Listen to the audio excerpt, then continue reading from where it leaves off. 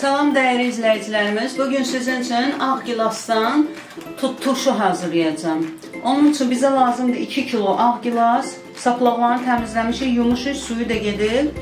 Üzüm sirkəsi lazımdır, 4%, pesok, giləmərzə, bir də duz lazımdır. İndi necə hazırlanır? Gilası dolduruyor bankaya. Banka nə qədərdir nənə? 850'dir, yoxsa 800'lüydür, belə. Hər kəs öz ailəsinin sayına görə böyük bankalarda da bağlamaq olar.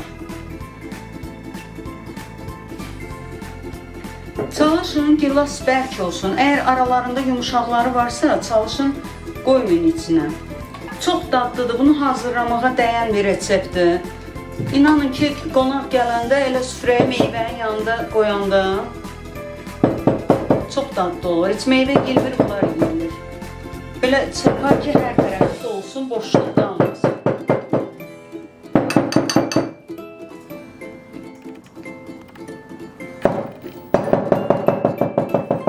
Bankaya yığandan sonra suyu qaynar.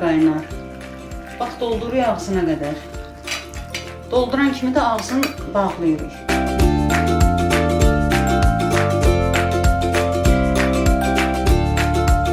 Bu biraz tez yumuşalan meyvədir. Ona görə çox saxlamaq lazım deyil.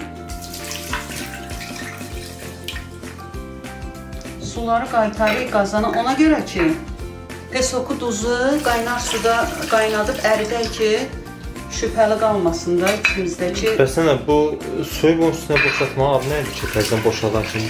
Axı soyuyur, bağlayan kimi belə bağlamaq olmur da, soğuk olur.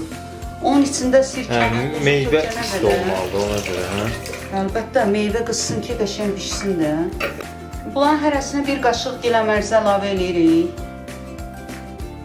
Kimdə giləmərzə yoxdursa, quru nana da əlavə eləyə bilər. Və yaxud da quru qara reyhan da əlavə eləmək olur. İndi suyu qaynara qoymuşuq.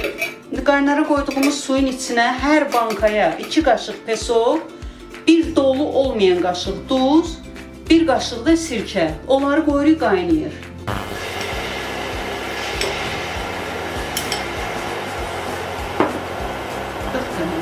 Dörd dənə fındır.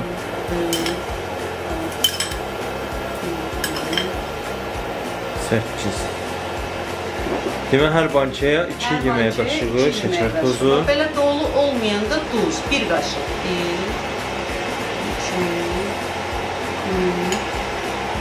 1, 2, Turşa şirin dadı olacaq, ləzzətli olacaq. Dağlı olur. 4% üzüm sirkəsi.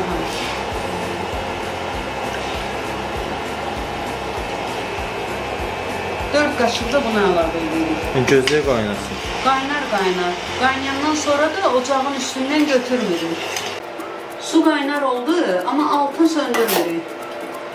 İçindəkilər hamı qarışıb, əriyib, pesok da, duz da. Bunu qaynar əlavə edirik. Biraz belə vururuq ki, nə havası varsa çıxsın.